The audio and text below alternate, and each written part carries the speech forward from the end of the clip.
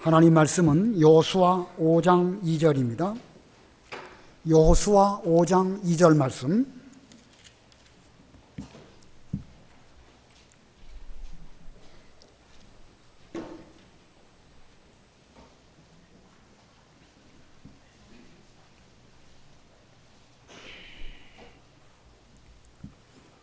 여호수아 5장 2절 봉독합니다. 그때에 여호와께서 여호수아에게 이르시되 너는 부싯돌로 칼을 만들어 이스라엘 자손들에게 다시 할례를 행하라 하시매 여호수아가 부싯돌로 칼을 만들어 할례 산에서 이스라엘 자손들에게 할례를 행하니라. 여호수아가 할례를 시행한 까닭은 이것이니 애굽에서 나온 모든 백성 중 남자 곧 모든 군사는 애굽에서 나온 후 광야 길에서 죽었는데 그 나온 백성은 다 할례를 받았으나 다만 애굽에서 나온 후 광야 길에서 난 자는 할례를 받지 못하였음이라. 이스라엘 자손들이 여호와의 음성을 청종하지 아니하므로 여호와께서 그들에게 대하여 맹세하사 그들의 조상들에게 맹세하여 우리에게 주리라고 하신 땅 곧 젖과 꿀이 흐르는 땅을 그들이 보지 못하게 하리라 하시매 애굽에서 나온 족속 곧 군사들이 다 멸절하기까지 40년 동안을 광야에서 헤매었더니 그들의 대를 잇게 하신 이 자손에게 여호수아가 할례를 행하였으니 길에서는 그들에게 할례를 행하지 못하였으므로 할례 없는 자가 되었음이었더라. 또 그 모든 백성에게 할례 행하기를 마침에 백성이 진중 각 처소에 머물며 낫기를 기다릴 때에 여호와께서 여호수아에게 이르시되 내가 오늘 애굽의 수치를 너희에게서 떠나가게 하였다 하셨으므로 그곳 이름을 오늘까지 길갈이라 하느니라. 거기까지 봉독합니다. 여기 2절 끝에 보면 하나님께서 이스라엘 선들에게 명령하시기를 다시 할례를 행하라 이렇게 하셨습니다. 이 말씀이 오늘의 제목입니다. 다시 할례를 행하라. 어떤 환경과 어떤 목적으로 하나님께서 이스라엘 백성들에게 다시 할례를 행하라 이렇게 말씀하셨을까? 잘 깨닫는 이 시간이 되어야 되겠습니다. 본문의 이스라엘 백성들은 이제 40년 전 출애굽할 때에 첫 유월절을 1월 14일 날 보내고 광야에서 40년을 보낸 뒤 마침내 요단강을 건너서 가나안 땅에 지금 막 들어왔습니다. 지금 막 들어온 때가 정확하게 몇 월 며칠인가? 여호수아 4장 19절 읽어보세요. 19절 첫째 달 10일에 백성이 요단에서 올라와 여리고 동쪽 경계 길갈에 진침해. 예, 첫째 달 10일. 첫째 달이니까 히브리 달력으로 1월 10일을 말하는 거예요. 본래 6월절은 1월 14일인데 지금부터 40년 전 1월 14일 6월절 지키고 그들은 출애굽했습니다. 그리고 이제 40년 광야길 지나서 이제 1월 10일 날 요단강을 건너서 가나안 땅에 마침내 상륙했습니다. 이제 1월 10일 날 상륙했으니까 만 40년에 대하여 4일이 모자라는 이런 가운데 마침내 가나안 땅 들어왔습니다. 그리고 그들은 거기에서 진을 치고 하룻밤을 지내게 됩니다. 이제 4일 남아있는 가운데에서 하룻밤 또 지나가게 되니까 이 6월절까지는 3일 남게 되었습니다. 3일 후면 이제 가나안 땅에서 맞이하는 첫 번째 6월절이 됩니다. 자, 그때에 가나안 땅에 머물고 있던 아모리 족속이나 여러 가나안 족속들은 이스라엘 백성들이 마른 땅으로 요단강을 건넜다 하는 소식을 듣고 그들은 두려워 떨면서 자기네 살았던 그 기업을 빼앗기지 않으려고 긴장을 하는 가운데 있었습니다. 자, 그런데 이때 하나님께서 가나안 족속과 싸울 것을 준비하도록 명령하시지 아니하시고 할례를 행해라, 다시 할례를 행해라 이런 명령을 하셨습니다. 본문 2절 3절 읽어보세요. 2절 그때 여호와께서 여호수아에게 이르시되 너는 부싯돌로 칼을 만들어 이스라엘 자손들에게 다시 할례를 행하라 하시매 여호수아가 부싯돌로 칼을 만들어 할례산에서 이스라엘 자손들에게 할례를 행하니라. 예, 그때에, 여기 그때라는 말은 주변 가나안 족속들이 긴장하고 기회를 봐서 자기들도 가나안 땅 빼앗기지 않으려고 전쟁을 준비하고 있는 그러한 때입니다. 그런데 그들이 하나님 명령대로 부싯돌로 칼을 만들었다. 뭐 얼마든지 요즘에 쓰고 있는 그 쇠칼도 있겠지만 부싯돌로 칼을 만들도록 하셨습니다. 아마 아브라함 때부터 할례를 행할 때에 부싯돌 칼을 썼기 때문에 그렇게 하도록 하시지 않았을까 생각이 듭니다. 그리고 그들에게 명령하시기를 다시 할례를 행해라. 여기 다시라는 말씀에 우리는 유념해야 할 것입니다. 이 말씀은, 다시라는 말씀은 전에 할례를 받은 사람이라 할지라도 다시 할례를 행해라 이런 뜻이 아닙니다. 이미 할례를 행한 사람이 다시 할례를 받아라 이런 뜻이 아니고, 이스라엘 백성들이 광야에서 지금까지 행하는 동안에 할례를 받지 못했습니다. 할례 자체가 지금 끊어졌습니다. 지금 가나안 땅 들어온 이 시점에서 제일 먼저 해야 할 것은 예전에 행하던 대로 다시 할례를 재개해라 이런 뜻입니다. 지금 가나안 족속들이 호시탐탐 노리고 있는 이러한 가운데 있는데, 이스라엘 백성들로서 저들과 싸울 준비를 하는 것이 중요하지만 그것보다 우선해서 해야 할 일은 조상적부터 해왔던 할례, 하나님의 백성으로서 마땅히 받아야 할 할례, 그거를 다시 시작하라는 것이 하나님의 명령입니다. 만일 이스라엘 백성들이 할례를 받았다 하는 이 말을 적들이 눈치를 채고 기습 공격을 해온다고 하면 어떻게 될까요? 할례 받은 모든 장정들이 지금 고통 가운데 있는데 적이 갑자기 쳐들어오게 되면 그 전쟁에서 패배할 수밖에 없겠죠. 그러나 하나님의 명령은 그런 상황 속에서도 할례를 행하라는 것이 하나님의 명령입니다. 이것은 우리에게 무엇을 교훈할까? 가나안 족속과 전쟁에서 가나안 땅을 차지하는 거, 그거 중요한 일입니다. 그러나 먼저 하나님 백성으로서 자격을 갖추는 일부터 하라는 것입니다. 이스라엘 백성이 아무리 전쟁을 잘해서 가나안 족속을 무찌르고 가나안 땅을 잘 차지했다 할지라도 백성으로서의 자격이 없다고 하면 그것은 무의미한 일입니다. 어떤 족속이 어떤 가나안 땅을 차지했다, 그것이 하나님과 무슨 상관이 있겠습니까?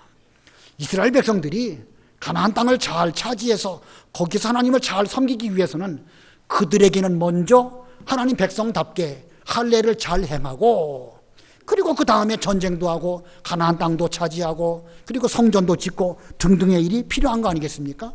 그러므로 지금 필요한 것은 하나님 백성다운 자격을 갖추도록 하려고 다시 할례를 행해라 이렇게 명령하셨습니다. 이 구약시대의 할례는 신약시대의 세례로 계승되어집니다. 오늘 본문에서 할례라고 하는 단어가 나오지만 그 할례 대신에 세례로 바꾸어서 들으셔도 크게 틀리지 않을 것입니다. 오늘 특별히 세례를 받으시는 분들, 이 다시 할례를 행하라는 말씀이 내게 어떤 의미일까 생각해 보시기 바라고, 우리 모두가 다 다시 할례를 받으라는 하나님의 명령에 대해서 오늘날 우리는 어떻게 순종해야 될 것인가, 하나님의 목적은 무엇이고 나는 무엇을 순종해야 될 것이냐 하는 면에 대해서 생각하시면서 말씀을 들으시면 감사하겠습니다. 오늘 두 가지로 말씀을 전하려고 하는데, 첫 번째는 할례를 행하지 못한 이유이고, 두 번째는 할례를 행해야 하는 이유가 무엇인가, 두 가지를 배워보도록 하겠습니다. 첫 번째는요, 할례를 행하지 못한 이유입니다. 이스라엘 백성들이 왜 할례를 행하지 못했을까? 자, 거기 두 가지 본문에서 생각해 볼 수 있는데, 그중에 첫 번째는 광야 길에서 태어났기 때문입니다. 광야 길에서 태어났다. 4절 5절 읽어보세요.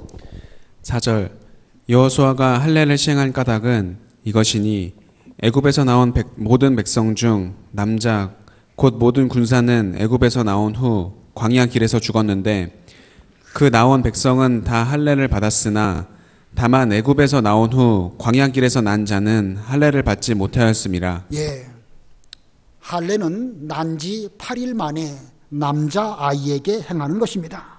그런데 광야길 가는 도중에 언제 구름 기둥이 떠올라서 우리로 다음 광야로 이동하게 하실지 알 수 없었습니다. 할례를 행하려고 하다가 구름 기둥이 떠오르면 하나님 말씀 순종하는데 지장이 있을 수 있겠죠?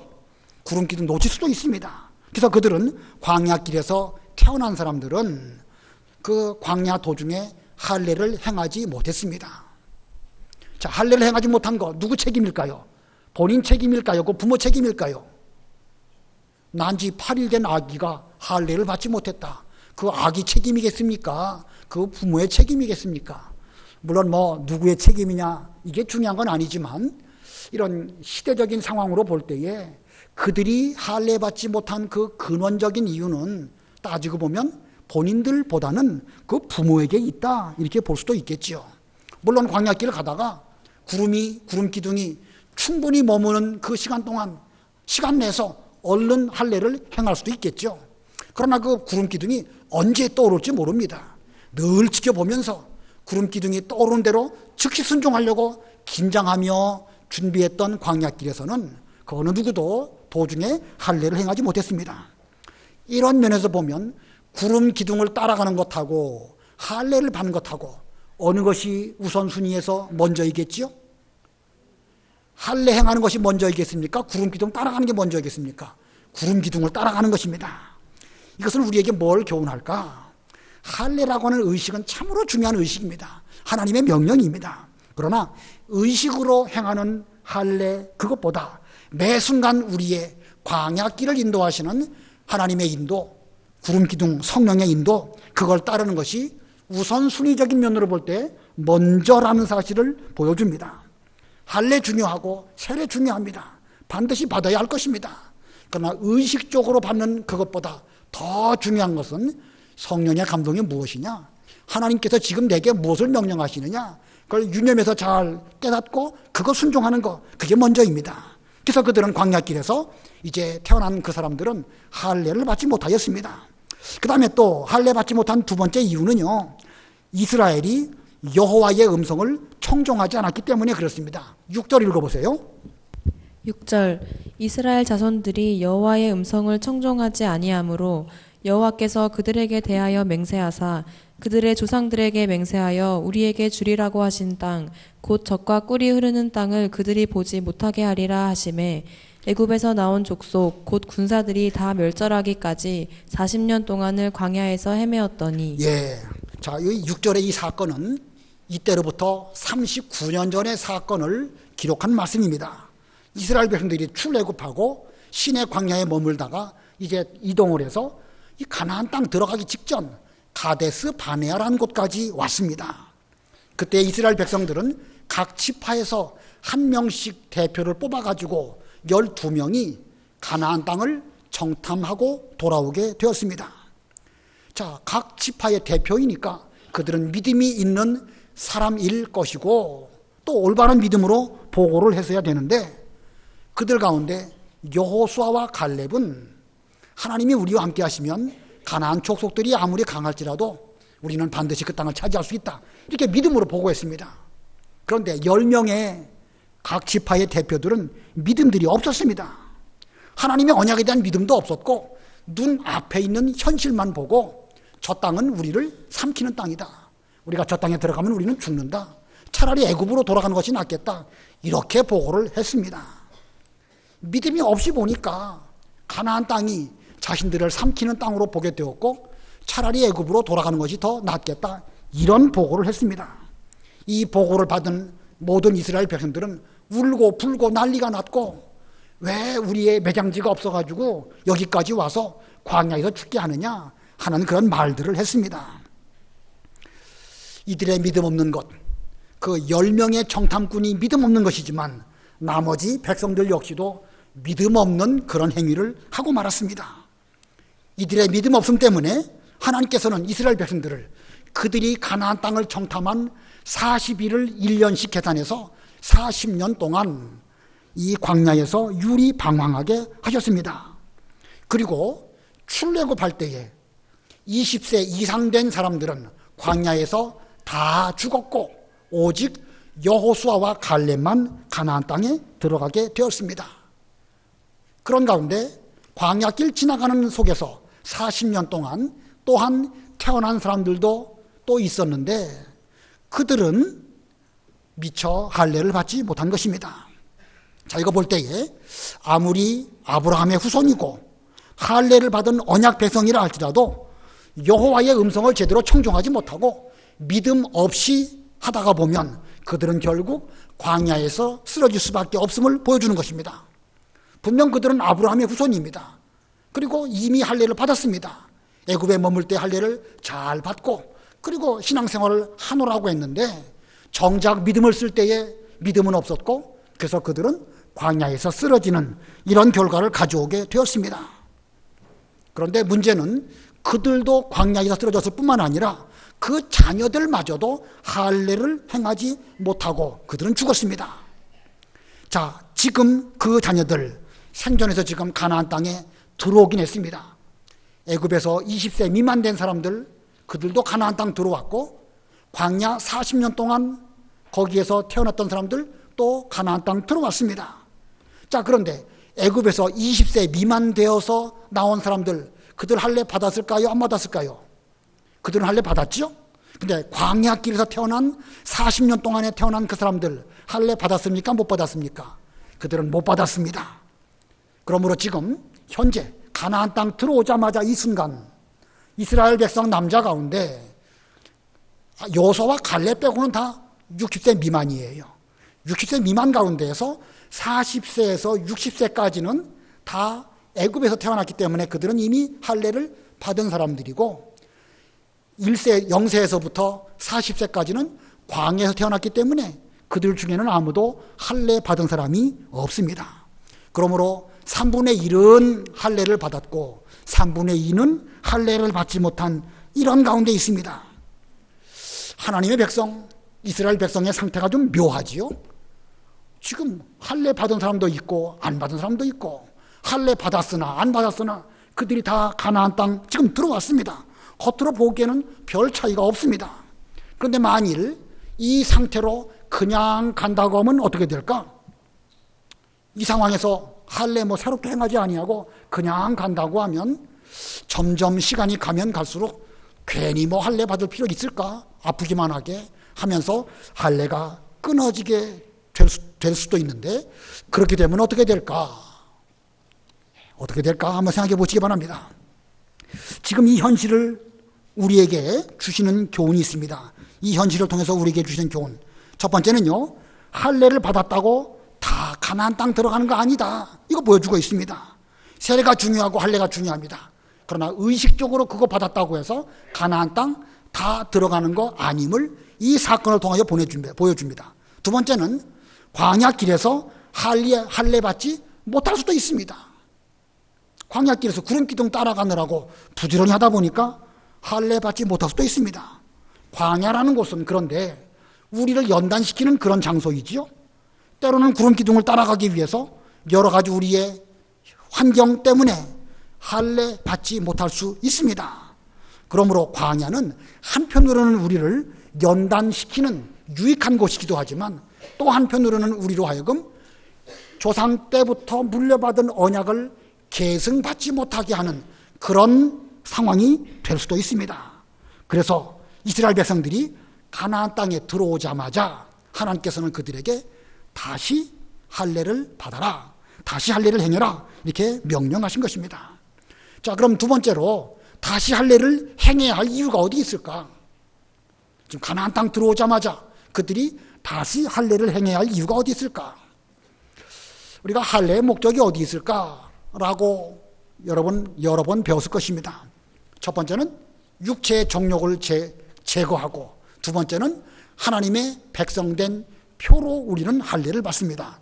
육체의 정욕을 제거하고 두 번째로는 하나님의 백성된 표. 이 할례할 때 할자는 이렇게 잘라낸다, 칼로 잘라낸다 그런 뜻입니다. 그래서 할복한다는 거 하죠. 할복. 바로 그 할자입니다. 자, 이 남자의 생식기 끝 포피를 잘라내는 의식. 이것은 곧 이제부터는 육체의 정욕대로 살지 아니하고 하나님 백성된 표를 내 몸에 두고 이것대로 살겠습니다. 그런 뜻입니다. 육체의 정욕을 잘라내는 일, 이게 여러 가지 고통이 따를 수 있겠죠. 고통이 따르지만 그러나 그 고통을 감내하고 그리고 하나님 백성답게 살겠습니다. 창세기를 보면은요, 하나님께서 아브라함과 언약을 맺으시는데 15장에 여러 번 언약을 말씀하시지만 공적 언약을 15장에서 맺습니다.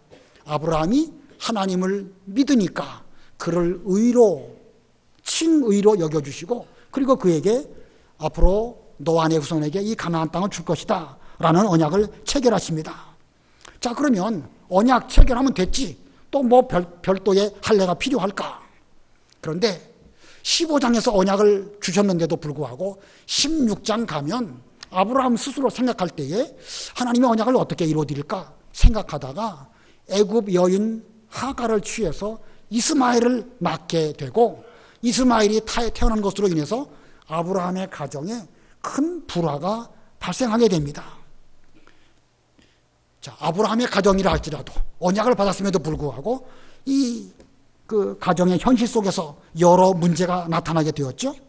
그래서 하나님께서는 17장에서 이제 할례를 행하도록 하십니다. 할례를 행함으로 할례 받은 그 흔적을 자기 몸에 두면서 우리는 할례 받은 사람이다. 비록 현실이 힘들고 어려워도 우리 몸에 있는 할례의 흔적을 보면서 낙심하지 말고 끝까지 믿음을 잘 지키는 그러한 사람이 되게 하시려고 창세기 17장에서 할례를 행하게 하셨던 것입니다. 그때가 이스마엘이 13살 되었을 때이니까 15장에서 언약을 주신 때로부터 제법 세월이 많이 흘러서 할례라고 하는 그 의식을 통하여서 너는 하나님의 언약 백성이다 라는 것을 그들의 몸에 두게 하셨던 것입니다. 그래서 이스라엘 백성들은 애굽에 종살이 할 때에 자신들의 몸에 있는 할례의 흔적을 보면서 하나님의 언약은 반드시 이루어진다, 내 몸에 그 표식으로 할례를 주시지 않았느냐, 낙심스러운 가운데서도 낙심하지 아니하고 하나님 백성이라는 사실을 기억하는 이런 과정을 잘 겪었습니다. 자, 이렇게 할례의 의미는 두 가지입니다. 첫 번째는 육체의 정욕을 제거하고, 두 번째는 하나님의 백성된 표, 이거입니다. 그런데 지금 여호수아 5장에 이르러서 그 할례가 광야길 40년 오는 가운데 끊어질 지경이 되고 말았습니다. 만일 그냥 이대로 간다고 하면 어떻게 될까? 할례가 끊어지는 것 때문에 하나님의 언약에 대한 정신마저도 끊어지게 될 것이고, 점점 그들의 신앙 상태는 흐리멍텅하게 될 것입니다. 할례가 끊어지는 것 자체가 문제가 아니라 할례를 끊어짐으로 말미암아 하나님 백성이라는 것, 아브라함에게 주신 언약, 그거를 생각할 수 있는 기회가 없게 되어지고, 시간이 지나가면 지나갈수록 이스라엘 백성들은 아브라함과 맺으신 그 언약을 기억하지 않게 될 것입니다. 그래서 하나님께서 다시 할례를 행해라 이렇게 말씀하셨는데, 이 다시 할례를 행하라는 그 말씀의 목적은 언약을 계승하는 그런 하나님 백성이 되라 이런 뜻입니다. 무엇을 계승? 언약을 계승하라 이거예요. 언약. 광야길 힘들어서 고난을 많이 겪었지만 그 광야길 때문에 너희들이 할례를 못 받는다고 하면 이거 언약 계승하는데 문제가 있으니까 그 언약을 제대로 잘 계승하기 위해서 이제 가나안 땅 들어온 이 시점, 잘못하면 그 아모리 사람들이 쳐들어올 수 있는 위험한 가운데 있지만 그 전쟁보다 더 중요한 것은 할례를 행하는 것이다. 그러면서 다시 할례를 행해라 라고 명령하셨습니다. 창세기 10장 아까 말씀드렸는데 하나님께서 아브라함에게 할례를 행하라고 하시면서 너희 대대로 남자는 난지 8일 만에 할례를 행해라 이렇게 말씀하셨습니다. 그러면서 너희 백성 가운데 할례를 행하지 않은 사람은 백성 중에 끊어지리라 이렇게 말씀하십니다. 창세기 17장 11절 12절 읽어보세요. 11절 너희는 포피를 베어라. 이것이 나와 너희 사이의 언약의 표징이니라. 너희의 대대로 모든 남자는 집에서 난 자나 또는 너희 자손이 아니라 이방 사람에게서 돈으로 산 자를 막론하고 난지 8일 만에 할례를 받을 것이라. 예, 여기 12절에 너희의 대대로, 이 대대로라는 말씀이 중요한 것입니다.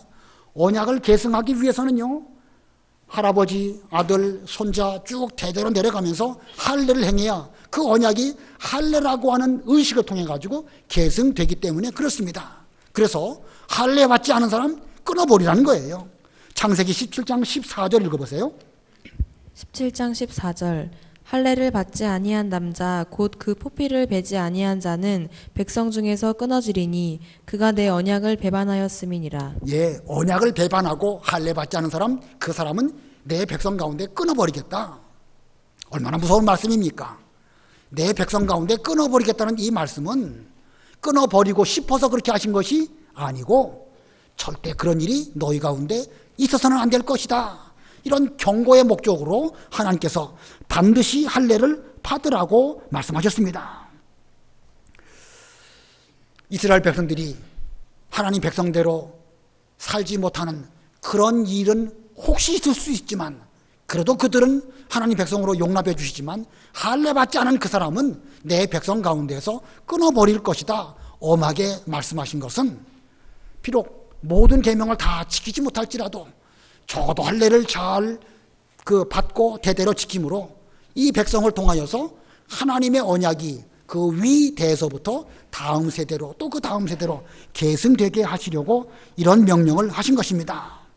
자, 오늘 본문 5장도 역시 마찬가지입니다.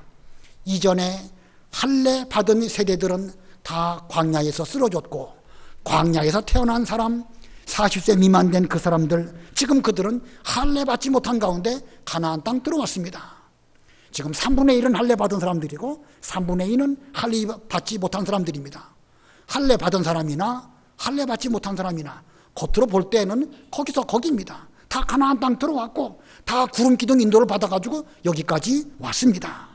그러나 가나안 땅 들어온 이 시점에서는 반드시 할례를 행해야 되기 때문에 다시 할례를 행해라 라고 하나님 명령하셨고 이스라엘 백성들은 그 명령대로 순종했습니다.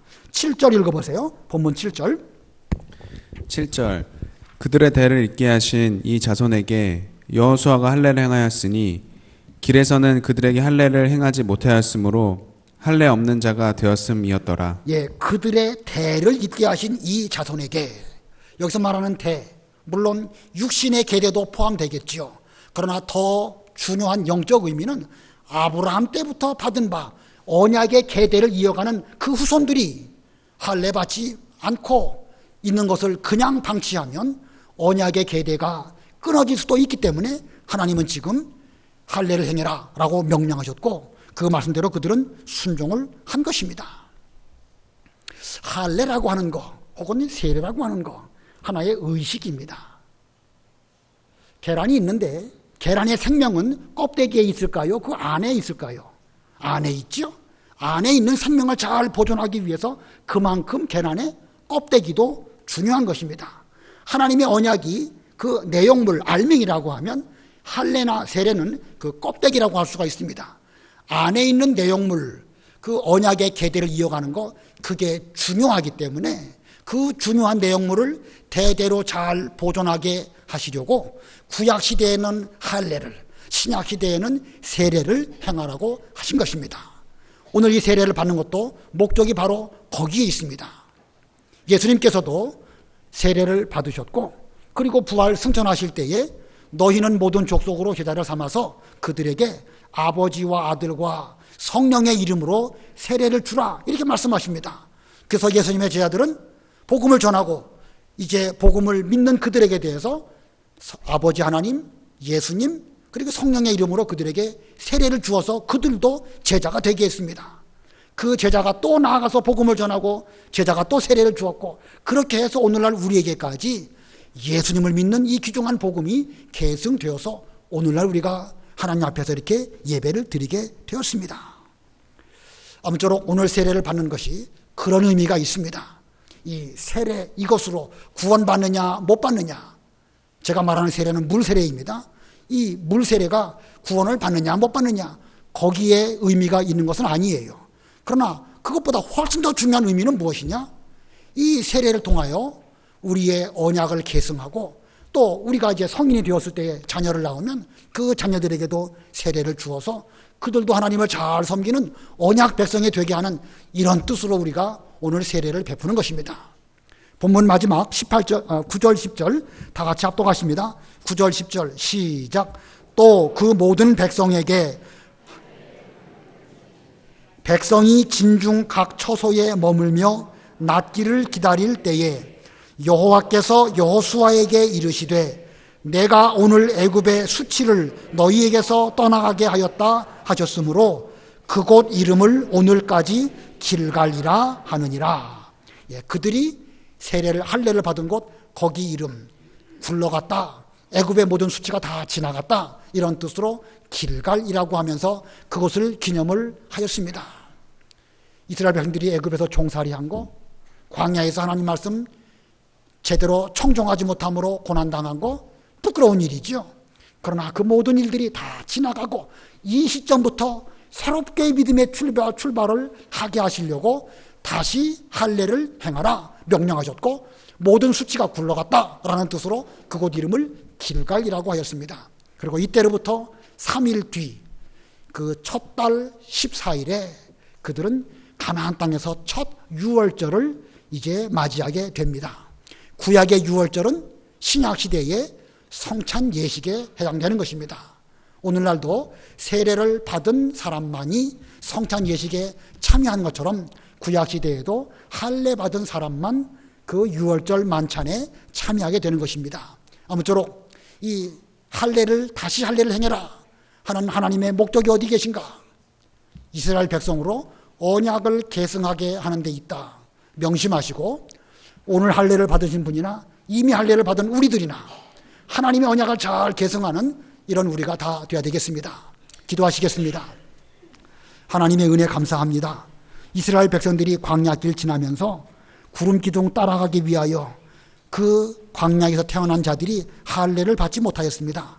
하나님 백성답지 못하였고 그것이 수치가 되었지만 그들이 가나안 땅 들어가자마자 하나님께서는 저들로 하여금 언약을 제대로 계승하게 하시려고 다시 할례를 행해라 명령하셨고 그 명령대로 다 순종한 그들은 이제 곧 유월절에 동참하게 되었습니다. 하나님, 오늘 세례 받으시는 분들도 이와 같은 정신으로 하나님의 언약을 잘 계승하는 하나님 백성들로 살게 하여 주시옵소서. 예수님의 이름으로 기도드리옵나이다. 아멘.